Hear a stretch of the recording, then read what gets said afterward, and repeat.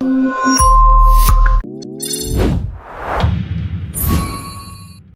kamu, kekerasan terhadap anak di Indonesia bukan hanya terjadi di ruang yang jauh dari kita. Kekerasan bisa terjadi di rumah, di sekolah, atau di lingkungan sekitar, bahkan di tempat yang seharusnya menjadi aman bagi anak. Berdasarkan data Simponi PPA tahun 2025, jumlah anak korban kekerasan yang tercatat atau dilaporkan mencapai 21.253 kasus.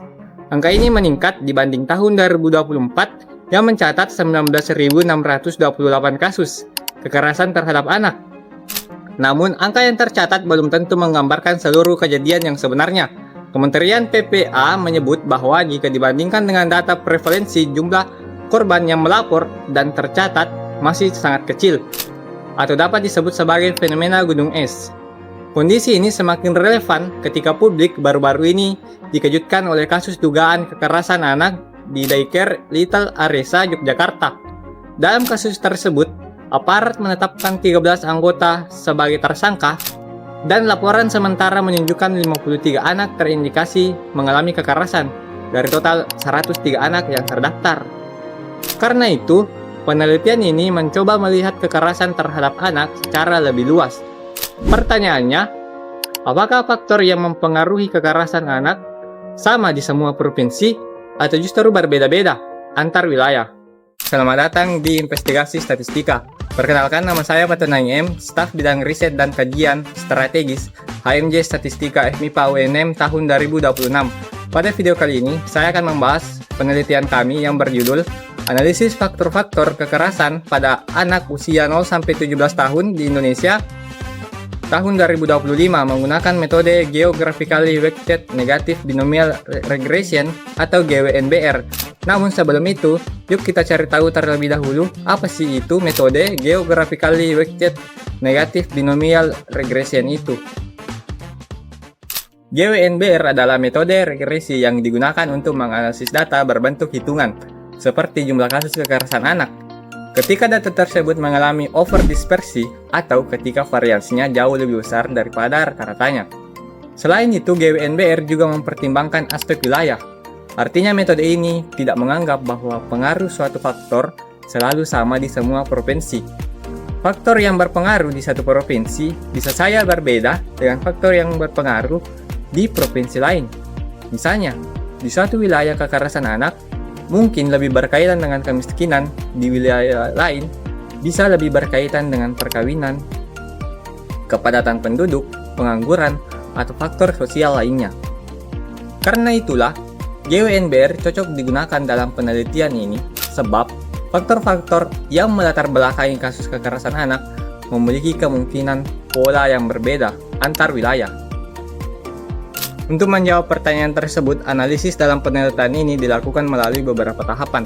Tahap pertama adalah pengolahan dan eksplorasi data. Data yang digunakan terdiri dari 38 provinsi di Indonesia dengan variabel respons berupa jumlah kasus kekerasan anak usia 0-17 tahun pada tahun 2025. Variabel penjelas yang digunakan meliputi persentase penduduk miskin, perkawinan anak, tingkat pengangguran terbuka atau TPT, persentase rumah tangga menurut provinsi, jenis kelamin, kepala rumah tangga, dan banyaknya anggota rumah tangga. Berdasarkan eksplorasi awal, rata-rata jumlah kasus kekerasan anak adalah 606, sedangkan variansinya mencapai 330.414,9.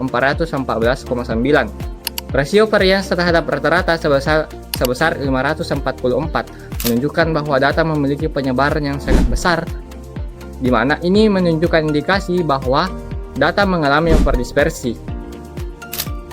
Tahap kedua adalah uji multikolinaritas menggunakan nilai FIV. Uji ini dilakukan untuk memastikan bahwa antar variabel penjelas tidak memiliki hubungan yang terlalu kuat. Berdasarkan output yang diperoleh, nilai FIV berada di sekitar 1,05 sampai 1,33. Karena nilainya jauh di bawah 10, maka tidak terdapat indikasi multikolinaritas serius pada variabel prediktor yang diuji. Tahap ketiga adalah pemodelan awal menggunakan regresi Poisson. Model ini digunakan karena variabel respons berupa data hitungan. Namun hasil model Poisson menunjukkan residual deviance sebesar 3.932,5 dengan derajat bebas 33 dan nilai AIC sebesar 4.235. Karena data menunjukkan overdispersi, model Poisson belum cukup baik untuk dijadikan model utama. Tahap keempat adalah pemodelan menggunakan regresi binomial negatif global. Model ini lebih sesuai dibandingkan dengan Poisson karena mampu menangani data hitungan yang memiliki varians lebih besar daripada rata-ratanya. Berdasarkan output model, negatif binomial menghasilkan nilai IC sebesar 520,39 dengan nilai theta sebesar 3,797. Hasil ini menunjukkan bahwa model binomial negatif lebih sesuai untuk data yang mengalami overdispersi. Tahap kelima adalah pengujian efek spasial. Pengujian ini dilakukan untuk melihat apakah pola kasus kekerasan anak masih memiliki keterkaitan dengan lokasi wilayah. Jika terdapat pola spasial, maka model global belum cukup menjelaskan variasi antar provinsi, sehingga diperlukan model lokal yang mempertimbangkan posisi geografis setiap provinsi. Tahap ke-6 adalah pemodelan menggunakan Geographically Weighted Negative Binomial Regression atau GWNBR.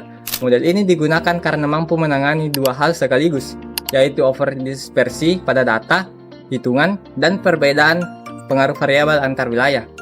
Berdasarkan hasil pengelompokan provinsi, terdapat 16 provinsi yang tidak memiliki variabel signifikan secara lokal. Ini tidak berarti bahwa provinsi tersebut bebas dari masalah kekerasan anak. Artinya, dalam model lokal, variabel prediktor yang diuji belum menunjukkan pengaruh yang signifikan secara statistik pada provinsi-provinsi tersebut. Selanjutnya, terdapat 9 provinsi yang dipengaruhi oleh kombinasi X1, X2, dan X3.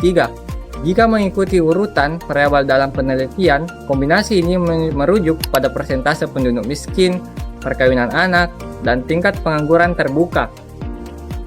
Kemudian, terdapat 4 provinsi yang hanya dipengaruhi oleh X1, yaitu persentase penduduk miskin. Ada pula 3 provinsi yang dipengaruhi oleh kombinasi X1, X2, X3, dan X4, serta beberapa kelompok lain dengan kombinasi variabel yang signifikan yang berbeda-beda. Temuan ini menunjukkan bahwa faktor yang berkaitan dengan jumlah kasus kekerasan anak tidak seragam di seluruh Indonesia.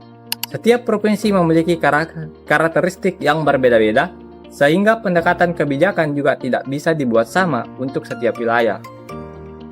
Tahap terakhir atau tahap ketujuh adalah membandingkan performa model. Model global NBR menghasilkan IC sebesar 520,39, jauh lebih besar daripada GWNBR yang menghasilkan 482,33. Artinya, GWNBR memberikan kecocokan yang lebih baik. Berdasarkan seluruh tahapan analisis, dapat disimpulkan bahwa kekerasan terhadap anak usia 0-17 tahun di Indonesia tidak memiliki pola yang seragam antar wilayah. Setiap provinsi memiliki karakteristik sosial dan ekonomi yang berbeda-beda, sehingga faktor yang berhubungan dengan jumlah kasus kekerasan anak juga dapat berbeda-beda dari satu wilayah ke wilayah lainnya. Sebagai saran, pemerintah daerah dapat menggunakan hasil pemetaan seperti ini untuk menentukan prioritas kebijakan di setiap provinsi. Intervensi tidak cukup hanya dilakukan setelah kekerasan terjadi, tetapi juga perlu diarahkan pada pencegahan melalui pendidikan keluarga, penguatan ekonomi, pengawasan lingkungan, dan peningkatan akses layanan perlindungan anak. Pada akhirnya, angka bukan hanya sekedar angka. Di balik setiap data kekerasan anak, ada anak yang perlu dilindungi, didengar, dan dipastikan keamanannya. Melalui pendekatan statistika spesial, penelitian ini diharapkan dapat membantu melihat permasalahan kekerasan anak secara lebih objektif, sehingga perlindungan anak di Indonesia dapat dilakukan secara lebih cepat dan lebih tepat. Karena perlindungan anak bukan hanya tentang merespon kasus, tetapi juga tentang membangun sistem yang mampu mencegah kekerasan sebelum terjadi.